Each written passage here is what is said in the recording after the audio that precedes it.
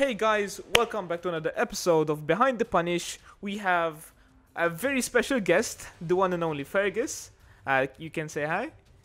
Yeah, hello guys. Yeah, thanks for having me on so much anyway. Thank you so much. As you already know, if you have watched our previous episodes and you may be new here, if you're new, I'll roll the intro right now.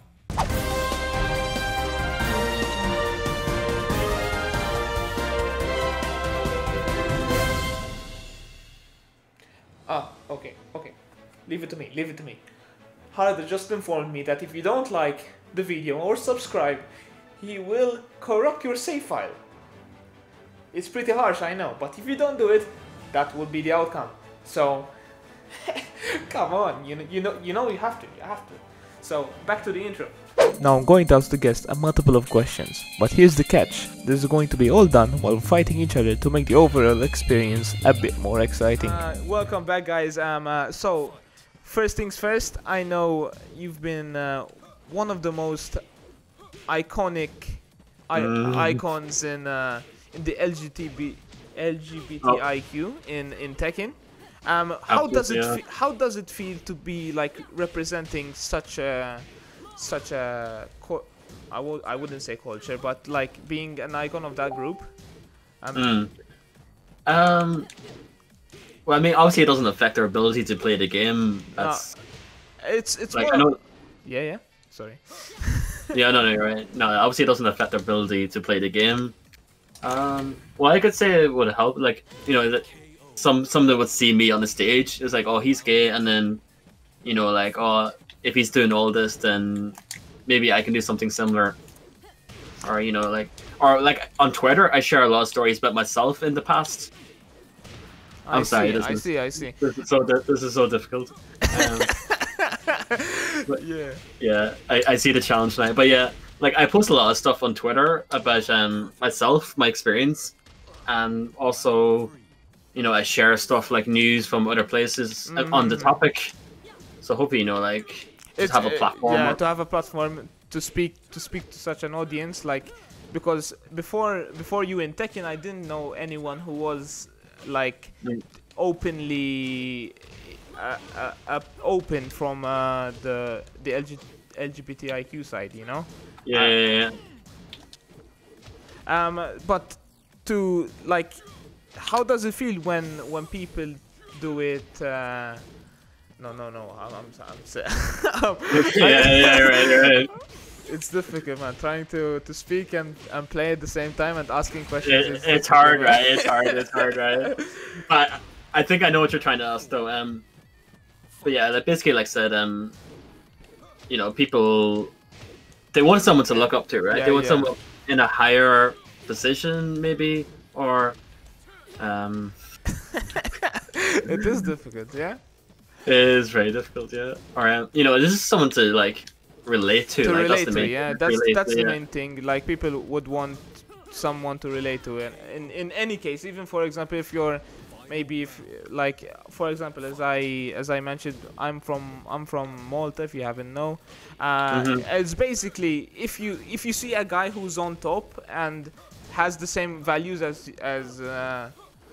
you do, it really empowers you. It really empowers you. Yeah. So I could feel, I wouldn't say the same thing, but it's a similar way to most people in a group trying to fit in. Yeah, exactly. Yeah, because like in my stream chat, like a lot of like gay people come in my chat, and you know, like this whole like meme kind of culture around it as well. So like we know what we're talking about when we talk to each other, and it's just like a space to hang out in, you know. Like, you know, like streamers have their own. Oh my god! Nice punish. Well, I was hoping it was. I was hoping it was spot there. I'm so sorry. Oh fuck. Anyways, let's go into two more questions. You've been traveling into very different countries. What was the best experience as a Tekken pro player that like made you level up in a country? Like, after you went there, you say, my skills have been improved. Which country was that? Well, just to start with, like, I kind of say on my stream sometimes that I don't actually care about improving, like, No, at all. Like, but you feel that you improve. At least I do. That I feel that I yeah, improve. but like subconsciously, I Yeah, would yeah, yeah. improve, of course, but it's not something I seek to improve. You know, like, Mm-hmm. but to answer your question, like, it was probably Pakistan. My Pakistan. time, like, my very brief time spent there, Mm-hmm. Because there because was you know, such a high level of players around there, where at least if you belong with such a big group who understand Tekken as they do, like they can do loads of stuff. yeah, I'd, exactly. I'd, Like yeah, yeah. even just playing the average player there, you know, like you can see how strong they are as a whole, and yeah, Speaking, like yeah. literally when I sat down and we went to an arcade, it was literally like a hardware store, and we went to the upstairs of it, and there was like a lot of people there playing away, and they wouldn't be like top players, right? Like be like average enough players in the player base, but yeah. So I sat down and played one of them, and he was an Akuma player, and then he got off. And then another player sat down, and he was also an Akuma player. And I was like, "Wow, you guys all already play Akuma." The stereotype is there that they only play Akuma, but I think they have their own special characters as well. It's mostly what I've seen about them is they play the current meta player. They only they at least the perspective that they give is they only care about winning, which Exactly, yeah. which is Like a good mentality, to be fair. yeah, I mean, you gotta win, right? Yeah. But yeah. But I think they moved on from Akuma to like Leroy and Fuckerman, which is the better decision, really. Yeah. Speaking of regions, how did it felt when you like tried to cultivate the Irish scene from nothing to something? Like I know you've grown that scene because most players nowadays thank you for that. How did it feel to just grow something from nothing? Well, like when I started playing Tekken, you know, at the start of Tag 2, like end of Tekken 6, start of Tag 2, there was no scene for Tekken at all. It was like very, very like such a small minority, and so we had a scene at the start of Tag 2. You know, like new game hype. You know, everyone's gonna try it out. So we had like a few crossover from other games to try out Tekken when it came out. It was new, right? Everyone does that in every scene. I think new game comes out, everyone tries it. But but like that lasted like 1 or 2 months. Like we had a healthy scene in Ireland for like a couple of months, but it very quickly died out. So I think And what were the things that made that like improved the scene? Which you think like did it because of you who traveled so much improve the scene, or did you like the offline tournaments as a whole improve the scene?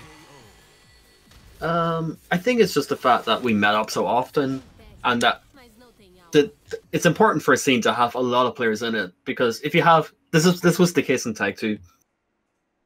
For the last 4 years of Tag 2, the regular players were me and a guy who was like a good bit weaker than me, so there was like a big of a skill gap, right? Skill gap, yeah.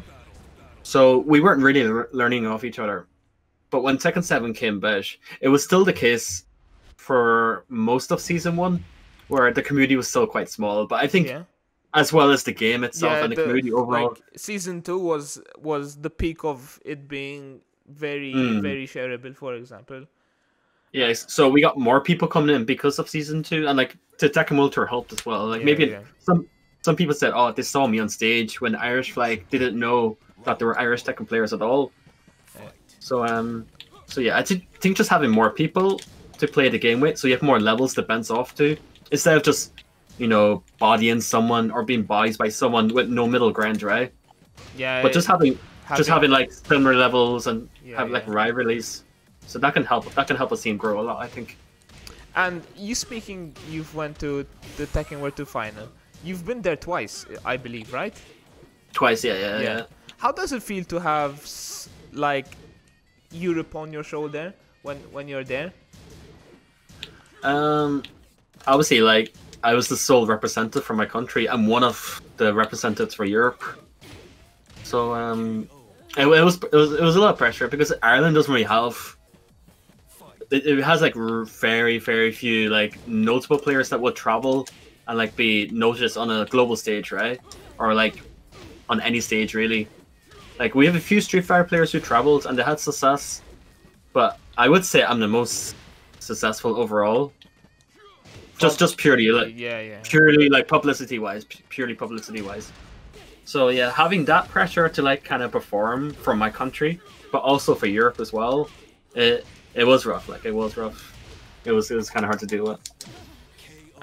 And being that, since you mentioned like a lot of communities in Europe, for example, there's the Irish community, there's the English community. Which do you think has the most potential from the countries that you've visited to be on top from Europe?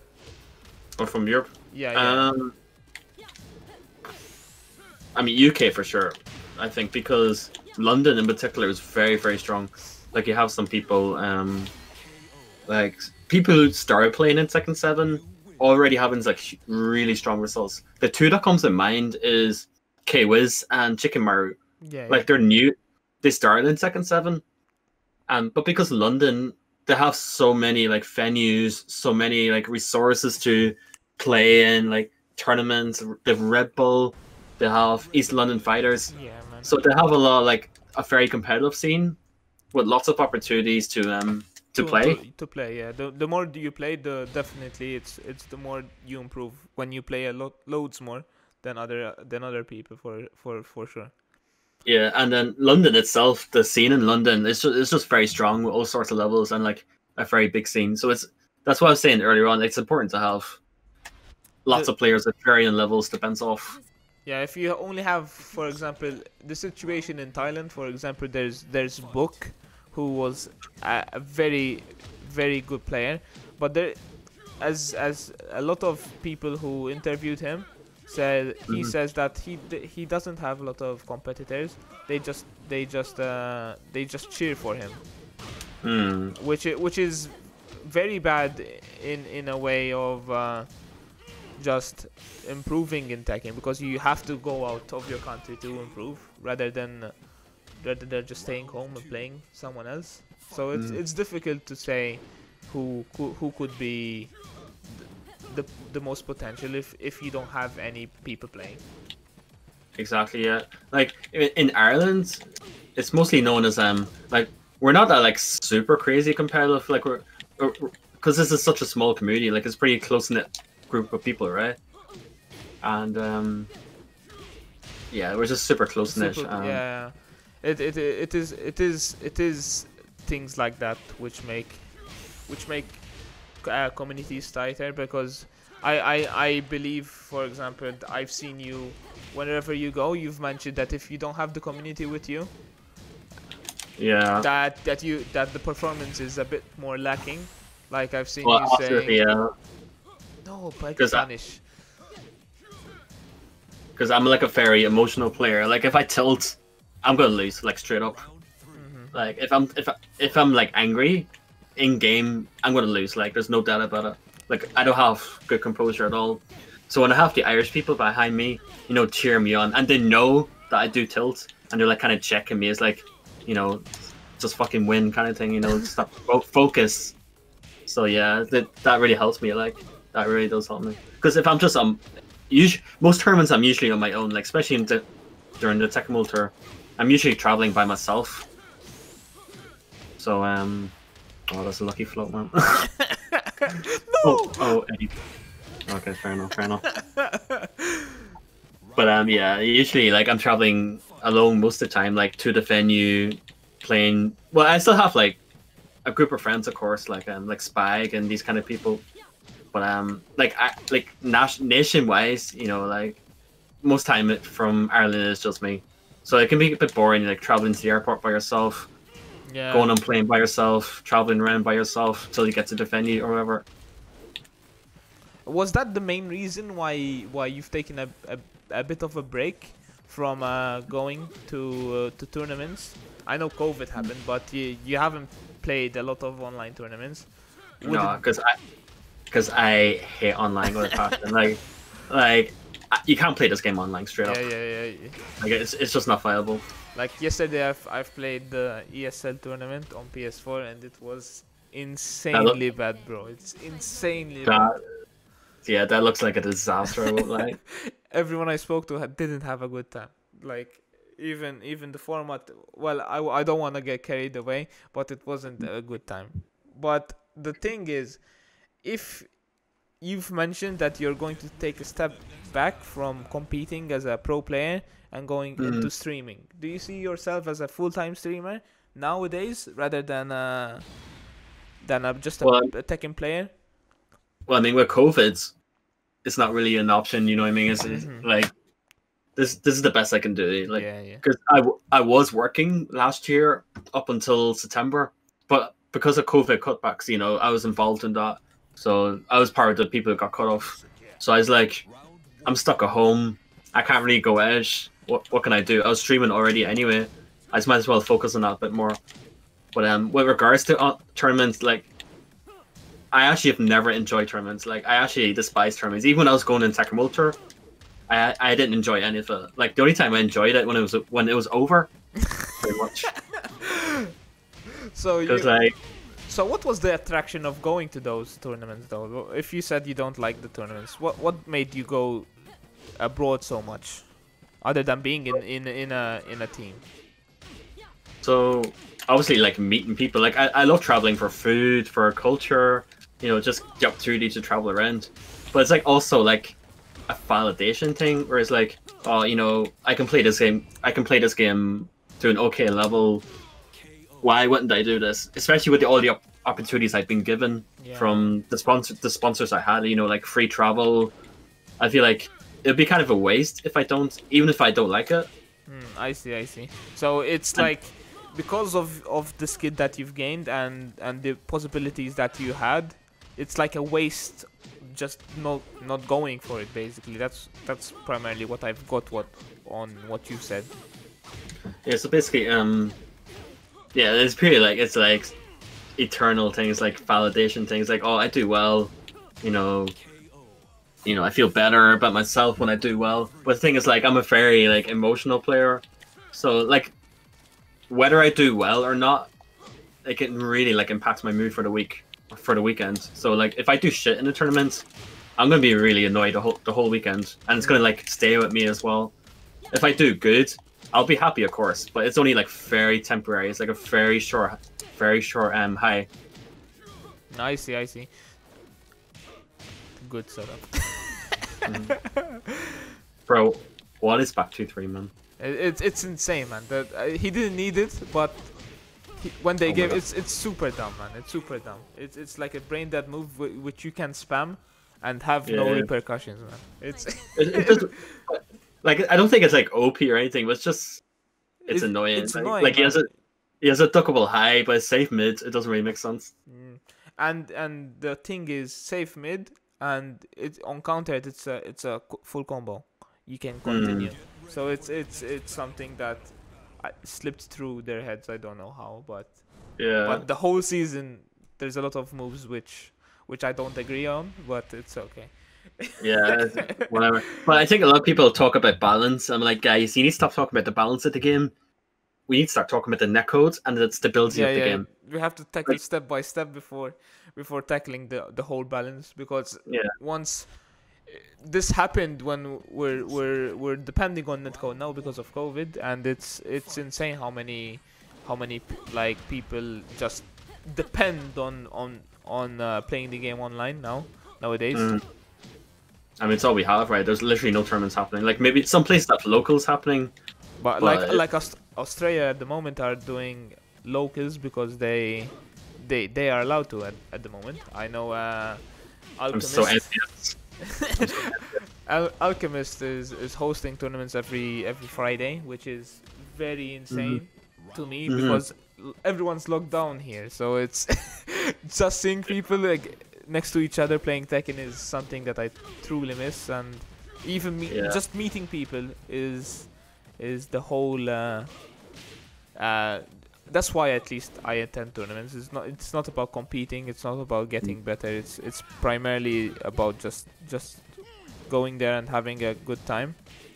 Exactly, yeah. I mean, that's what it is for me as well. But like I said, like, depending on my results, really makes like a good weekend or a bad weekend, and that really should not be the case. Is that how bad is that? No, it's minus 14. Oh, okay. You can still. But yeah, but it's still like it's so dependent on my results if I have a good weekend or not, and like I really shouldn't be that way. But I just traveled too much. That was my thing. I just traveled too much. And then you got like burnout. Oh, super burnt out. Like the worst month for me was. Now, this isn't a reflection on my sponsors though. Right? This is all like my decision. Like I chose to go to these places. I wasn't obligated to. But 100% the worst for me was 1 month in. Oh, I wasn't ready for that shot. Was when I went to Colombia, Singapore, Berlin, and Canada in 1 weekend. That was too much because when I went to Colombia, I was I can't sleep in airports. If I'm by myself, I can't sleep in airports because I'm afraid I might miss the flight or someone will take my stuff. Yeah, so I have to it's a reasonable. I'm +3 and you did Avenging 4. What? Bro, that's I'm math, man. That's my special. But and I can't sleep on airports or on airplanes. Sorry, because I need to be flat on something to sleep. I don't know. So yeah, I went to Colombia with 2 days of no sleep because my flight was so delayed. I was supposed to arrive there the night before the tournament, but because of all the delays, I got there the morning of the tournament. So I literally went from the airport to the tournament. Yeah, so I went from the airport straight to the tournament. 2 days of no sleep. And literally, they would call my match to be played, and I would be sleeping, and then they'll wake me up. It's like, your match is next, you need to play. And then I would play that, and then I would sleep again afterwards. And I had this. Yeah. I wouldn't say similar thing because like you have had a combined like more than 24 hours of waiting time and flights. So I wouldn't say I have a similar thing, but I can feel you being pressured in a tournament because like you're there to do a job basically. Yeah, it's almost a job. Oh my god. It's basically it's like because you're in a team. You don't wanna let them down, and you don't wanna let your fans down as well, and you don't wanna let yourself down as well. So all that pressure. But the thing was, but the thing was, in that tournament, that was my best Tekken 2 performance. I got third. It was a master tournament, and I got third. And I was complete. If you watch that video back, the tournament, and you see me on the player cam, I am like literally trying to keep myself awake. I am trying to keep myself awake. I think I actually fell asleep for like a part of a round at one time. Like you in mid of a combo and like. Yeah, like Eliza, man, just fall asleep in match. It's insane. It's insane. So it was, So it was literally after that tournament, I said, okay, no more. No more. After this year, no more. But then the Nens Julia, in that finals, the Nens Julia, and I was like, I used to main that character, like Asuka Julia. So I was like, oh shit, then I have to play again. Oh shit, here we go again. Yeah, kind of, right? Yeah, exactly. It's like that meme. Like you've mentioned Julia as well, and you're known for your Asuka as well. How does it feel when? Thank you for that. Hi. How does it feel when people come up to you say, because of your guide, I can now play her at a decent level, and I can beat someone else who I couldn't beat in so long. How does that feel to you? Like, what feeling do you get? No, obviously, like, what's the word? My brain is fried right now. Like pride. That's the word. Like, like I feel like glad that I'm helping people, and then like, because I don't think my videos are actually that good because I don't edit them. They're kind of like subconscious, like train of thought. Like I don't really like edit them properly or anything. So when people compliment me for that, I'm like, really? But I suppose the information is good. It's just like put together so badly, kind of thing. But like obviously, when people come up and tell me, "Oh yeah, your videos helped me a lot," I got into the character because of you. Of course, I'm happy to hear that. Like I think that, for once, when I picked Julia as well because I had trouble against her, and the best thing I did was picking her up because now I could know her gimmicks, and I saw all of your videos regarding her, which helped me quite a lot. And thank you. because most people tend to disregard YouTube videos and just like, I'll try to help on my own, but having someone else in a much more professional point of view is quite helpful, I would say. The rage right there. Yeah. Oh, did you? Okay. But yeah, like obviously, I'm happy to hear that they're helping people.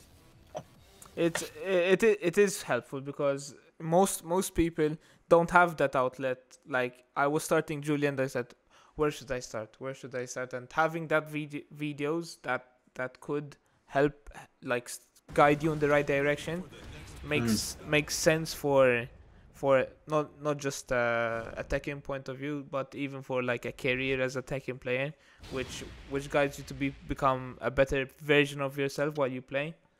So it is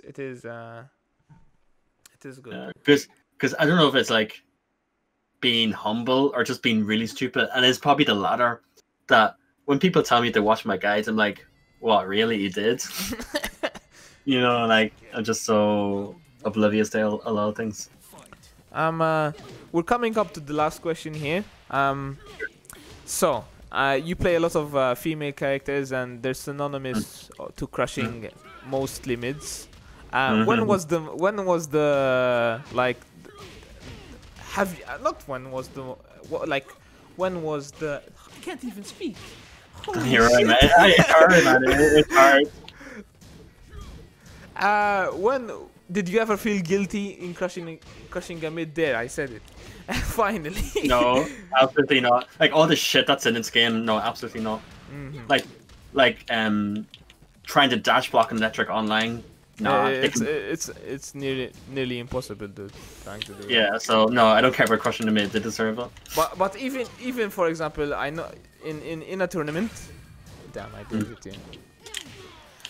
In a tournament, like in an offline tournament, like Asuka's back three is synonymous with crushing any mid on site. Like, have you ever like shaken a hand? Yeah. I was gonna have you shaken your hands and said like, I bet he's salty right now. Well, I mean, the thing about Asuka is like the only thing that kind of consistently goes under some mids is her while standing three. Her back three. Like, you probably think of while standing three. Like, her back three isn't really one that goes under mids. But like, her while standing three can for sure. Like, it's a setups to generic den 4 into while standing three on some characters den 4 ones, and it goes under. But for the question you asked, I mean, it's in the game, right? I'm sorry, it's in the game. But it's like, what can I do? Like, I'm not gonna apologize for it because, you know, it's not my fault. You know. So we're in the end of the video here. Do you want to say anything to the viewers who are watching us at the moment? Like maybe shout out your YouTube or your Twitch channel. Well, obviously, like, subscribe to me on Twitch, YouTube, all that. Do that, please. Like, but no, thank you for having me on, and obviously, I'm free to ask anyone. My brain is dead. I'm sorry. Yeah, like, my DMs are open to anyone who wants to ask me anything about the topics that we talked about today, and obviously, like, shout outs to all my followers, the people who watch me, and so on. So that's it from us. I hope you enjoyed the video, guys. I hope to see you in the next episode. Bye bye. Yeah, thanks for watching, guys. Bye bye.